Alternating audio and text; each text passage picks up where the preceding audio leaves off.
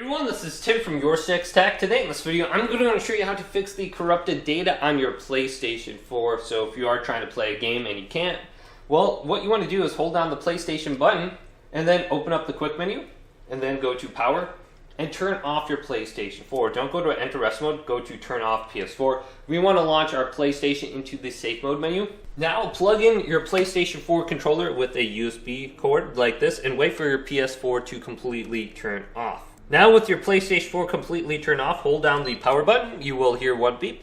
Then about 5 to 10 seconds later, you will hear another beep. Then you can let go and your PS4 will launch into the safe mode menu. Then hold down the PlayStation button and you should be able to operate the menu now.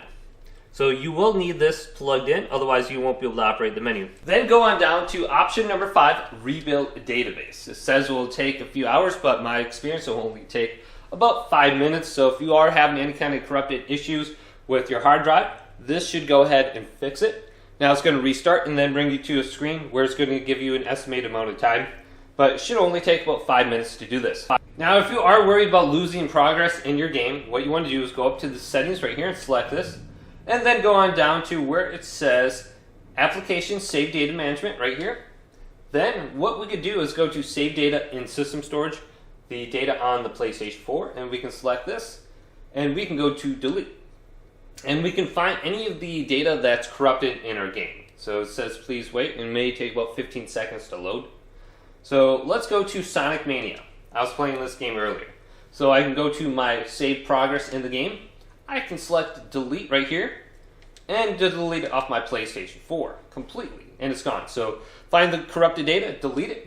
Then back out of this screen and go to Save Data in Online Storage. So this is only available if you have PlayStation Plus.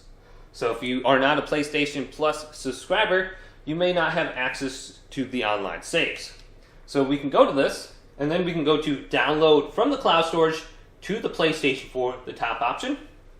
And then we can find the game that we're having an issue with, and we can download our uploads from here. So it may take about 15 seconds for please wait to go away. So here's Sonic Mania right here. Let's select this. Here's my game save. It should be the exact file before, and go to download and check mark it, and it's back onto my PlayStation. So I can go over to save data in system storage, and then I can go to upload to online storage, and I can just verify that it's on my PlayStation right now, and I should be good to go.